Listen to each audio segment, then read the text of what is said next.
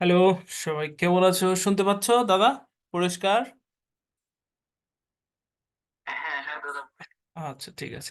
তাহলে আজকে আমরা দেখবো যে হাউ টু অ্যাড সিএসএস। আমরা এসটিএমএল এর সাথে কিভাবে সিএসএস কে অ্যাড করতে পারি। when a browser reads its style sheet, আসলে আমরা যে এখানে যে টেক্সট গুলো বা যা কিছু লিখি, ব্রাউজার কি করে আমাদের এইচটিএমএল ফাইলের এই ওপর থেকে আস্তে আস্তে নিচের দিকে রিড করে, মানে একটার পর একটা ফাইলকে পড়ে আর কি, পড়ে সেটাকে যে এটা এই জিনিস, এটা ব্রাউজারে এরকম ভাবে শো করবে, এটা এই জিনিস, এটা স্টাইল এরকম, এটা ব্রাউজারে এমন ভাবে শো করবে। তো সেইটা বলতেছে যে when a browser reads a style sheet, একটা স্টাইল শিট পড়ে, it will format the HTML document, মানে এটা HTML ডকুমেন্টকে ফরম্যাট করে বা সাজায় according to the information in the style sheet, style শিটে যেভাবে বলা থাকে সেই অনুযায়ী। Three ways to insert CSS, তিন ভাবে সিএসএস কে ব্যবহার করা বা ইনসার্ট করা যায় বা নেওয়া যায় বা বসানো যায়, ব্যবহার যেটাই বলি। There are three ways of inserting a style sheet. কি? External CSS, internal CSS, inline CSS. তাহলে প্রথমে কি এক্সটার্নাল, এক্সটার্নালি কি? দেখো, এটা আমার একটা HTML ডকুমেন্ট, তাই না? এই ডকুমেন্টের মধ্যে এটা একটা আলাদা ডকুমেন্ট, সিএসএস এর ডকুমেন্ট। তাহলে এই ফাইলের সাথে যখন এই ফাইলের লিংক করব, তখন এই ফাইলে যখন সিএসএস লিখবো তখন সেটাকে বলা হচ্ছে যে এক্সটার্নাল, এবং এটা হলো লিংক করা হয় এখানে এই লিংক লিংক ট্যাগের মাধ্যমে। এবং এটা কোথায় আছে, যেভাবে আমরা ইমেজের পাথ বলে দিই সেরকম স্টাইল ডট সিএসএস এর মধ্যে, এই যে এই ফাইলটা এই একই ফোল্ডারের মধ্যে, এটা কিন্তু ক্লাস 26 এই ফোল্ডারের মধ্যে আছে। এবং এটা একটা ফাইল এবং এটা একটা ফাইল, এই ফাইলের সাথে এই ফাইল লিংক করেছি এই লিংক ট্যাগের মাধ্যমে, ঠিক আছে?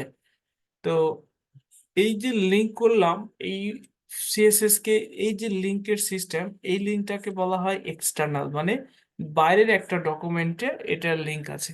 তো এক্সটার্নাল সিএসএস এটাকে বলা হচ্ছে। তারপরে কি ইন্টারনাল, ইন্টারনাল মানে এই যে একটা ডকুমেন্ট, তাই না? এই যে এইচটিএমএল ডকুমেন্ট সিএসএস অ্যাড, এই যে ডকুমেন্ট, এই ডকুমেন্টের মধ্যেই আমি হেড ট্যাগের মধ্যে যে স্টাইল ট্যাগের ভেতরে যে আমি সিএসএস টা করতেছি সেটাকে বলা হয় এই যে এইখানে। আমি এইটাকে এইখানে না করে আমি স্টাইল ট্যাগ কিন্তু এই যে বডির মধ্যেও ব্যবহার করতে পারি, মানে এখানেও কিন্তু আমি, যেহেতু স্টাইল এটা একটা ট্যাগ, এই ট্যাগের মধ্যে আমি এখানেও ব্যবহার করতে পারি। তো এই ধরনের সিএসএস কে নর্মালি আমরা এভাবেই শিখি যে হেড ট্যাগের মধ্যে যে স্টাইল ট্যাগ থাকে সেই স্টাইল ট্যাগ ইউজ করে এর মধ্যে যে আমরা সিএসএস টা লিখি সেই সিএসটাকে বলা হয় ইন্টারনাল, ইন্টারনাল মানে ভেতরে, ভেতরে। আর একটা কি ইনলাইন, ইনলাইন মানে হলো একই লাইনে, যেরকম আমরা কি স্টাইল অ্যাট্রিবিউটের মাধ্যমে একটা কি আলাদা স্টাইল শিট বা আলাদা ডকুমেন্টের মধ্যে, আলাদা স্টাইল শিটের মধ্যে যে সিএসএস, সেটাকে হলো বলা হচ্ছে যে এক্সটার্নাল। ইন্টারনাল মানে হলো একই এইচটিএমএল ডকুমেন্টের মধ্যে স্টাইল ট্যাগের ভেতরে যে সিএসএসটা আমরা লিখতেছি সেটাকে বলা হয় ইন্টারনাল। আর ইনলাইন হলো স্টাইল অ্যাট্রিবিউটের মাধ্যমে, STYL, স্টাইল অ্যাট্রিবিউটের মাধ্যমে যে আমরা সিএসএস টা এখানে লিখবো। মনে করো এখানে আমি ফন্ট সাইজ দিলাম, ফন্ট সাইজ মনে করো 60 পিক্সেল দিলাম। এই এই যে তিন ধরনের সিএসএস এইখানে একটা, এটাকে বলা হয় ইনলাইন। ইনলাইন মানে হলো ইন লাইন মানে লাইনের মধ্যে, এটা একটা লাইন, তাই না? এই লাইনের মধ্যে যে সিএসএস টা ব্যবহার করা হয় সেটা হলো ইনলাইন। আর এই ডকুমেন্টের মধ্যে স্টাইল ট্যাগের মাধ্যমে যে সিএসএস এখানে করা হয় সেটাকে বলা হচ্ছে হলো ইন্টারনাল, মানে ভেতরে। আর আলাদা ফাইলে সিএসএস করা সেটাকে বলা হচ্ছে এক্সটার্নাল। এখন আমরা আস্তে আস্তে দেখি যে এক্সটার্নাল সিএসএস কিভাবে করা হয়, যে লিঙ্ক ট্যাগের মাধ্যমে আলাদা ডকুমেন্টে সেটা তারপরে যে এটা সেটাই বলা হচ্ছে। এবার নোটটা পড়ি।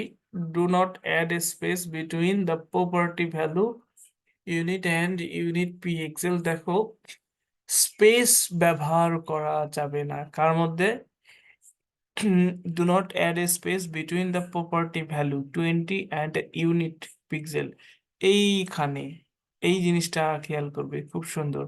দেখো এখানে আমরা যে এটা 50 পিক্সেল দিছি, ঠিক আছে। হ্যাঁ, এখন এরা বলতেছে যে এইখানে, মানে এটা তুমি যেখানেই লেখো, মনে করো এখানে ফন্ট সাইজ দিছি, বা এখানে, এইখানে আমি দিব এই H2 ট্যাগেরই, মনে করো যে আমি সিএসএস করব।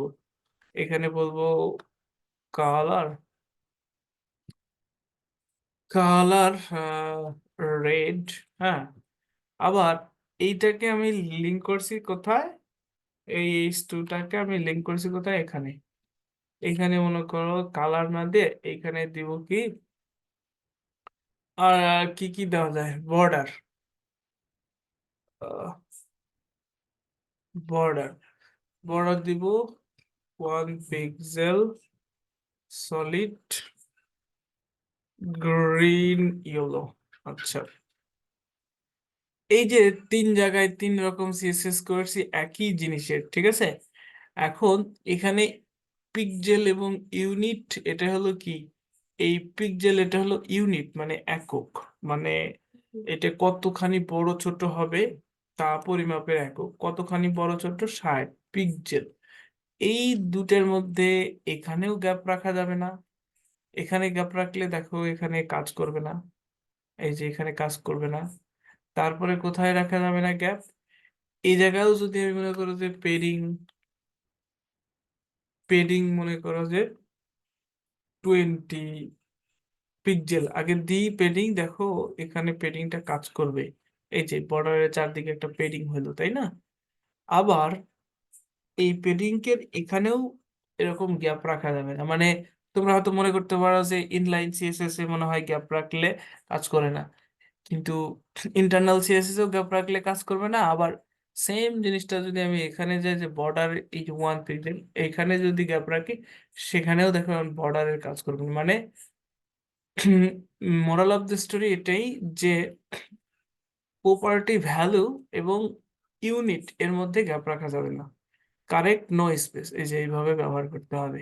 আচ্ছা, ইন্টারনাল সিএসএস, ইন্টারনাল সিএসএস বুঝে গেছি অলরেডি। আচ্ছা, তারপরে কি ইনলাইন, সেটাও আমরা বুঝে গেছি কোথায় ব্যবহার করে। এবার multiple style sheet, if some properties have been defined for same selector, মানে একই সিলেক্টর বা element in defined style sheet, the value from the last read style sheet will be used। এখন এখানে যে কথাটা বলা হচ্ছে, সেখানে হচ্ছে দেখো, আমি একই H2 কে স্টাইল করছি এখানে।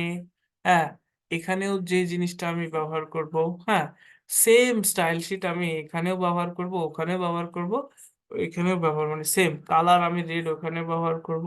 হ্যাঁ, হুম, এক জায়গায় কালার রেড, কালার গ্রিন এটাতে ব্যবহার করলাম। আবার এখানে মনে করো যে আমি কালারই ব্যবহার করব, কালার আমি এই গোল্ড, এইটা একটু ব্যবহার করে দেখি। হ্যাঁ, আমি তিন জায়গায় তিন রকম কালার ব্যবহার করলাম, তাই না? এক জায়গায় রেড ব্যবহার করছি, এক জায়গায় গ্রিন ব্যবহার করছি, আর আর এক্সটার্নালি ব্যবহার করছি কি, গোল্ডেন রড। ঠিক আছে, এই তিন জায়গায় আমি তিন রকম কালার ব্যবহার করছি। এখন একই জিনিস, একই সিলেক্টর, মানে একই এলিমেন্টকে, একই এইচটিএমএল এলিমেন্টকে তিন জায়গায় তিন রকম ব্যবহার করছি, তাহলে কোনটার পাওয়ার বেশি হবে, মানে কোন কালারটা পাবে? এরা বলতেছে যে যেই প্রপার্টিটা সবচেয়ে নিচে, দেখো, the value from the last read style sheet will be used. Last read, যেটা ব্রাউজার সবার পরে পড়বে, সেইটার পাওয়ার পাবে। তাহলে এখানে কোনটা পরে পড়বে, তাই না? এটা আগে পড়বে, এটা পরে পড়বে, না ওই এক্সটার্নালি যেটা সেটা পরে পড়বে? কোনটা আগে পড়বে ব্রাউজার? সবার মানে এখানে বিষয় হলো যে পাওয়ার কার বেশি, মানে কোনটার প্রাধান্য বেশি থাকবে। এক্সটার্নাল মানে আলাদা ফাইল থেকে আসছে, তাই না, সেটার চাইতে ইন্টারনাল ভেতরেই লেখা হয়েছে তাহলে কাছে, তাই না, তাহলে এটার ওই এক্সটার্নাল এটার চাইতে এটার পাওয়ার বেশি। এবং এ বলতেছে যে না, তোর চেয়ে আমার পাওয়ার বেশি, মানে যেখানে ট্র্যাক সেখানেই আমি স্টাইল করতেছি, তাহলে এর মধ্যে ইনলাইন স্টাইল শিটের পাওয়ার বেশি। তারপরে চলো দেখি, আমরা দেখি তাহলে স্বভাবত কি কালার হওয়ার কথা, গ্রিন।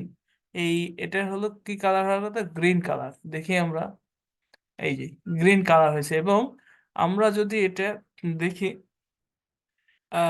আমরা যদি এটা হলো ইন্সপেক্ট এলিমেন্টে যা দেখি যে কোন ট্যাব মানে কোন এলিমেন্টে ব্রাউজার সবচেয়ে পরে এডিট করছে।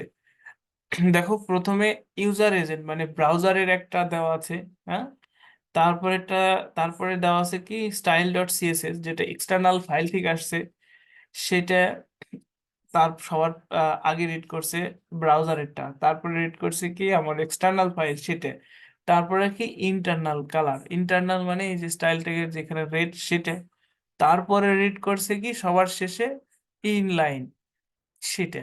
তো সেজন্য গ্রিন কালার হয়েছে। দেখো আমি গ্রিন কালারটাকে চেঞ্জ করি, দেখো এখানে কালার আমাদের চেঞ্জ হচ্ছে, এই যে এইখানে দেখো, ঠিক আছে, এই যে আমাদের কালার চেঞ্জ হচ্ছে, এই যে বুঝতে পারছি। আমরা এই কালারটা দিই, দেখো, ঠিক আছে। এখন এটা যদি বাদ দেই তাহলে পরে এটা মানে ইন্টারনাল সেটা পাবে, দেখো এই যে রেড, এই যে এটা পাইছে।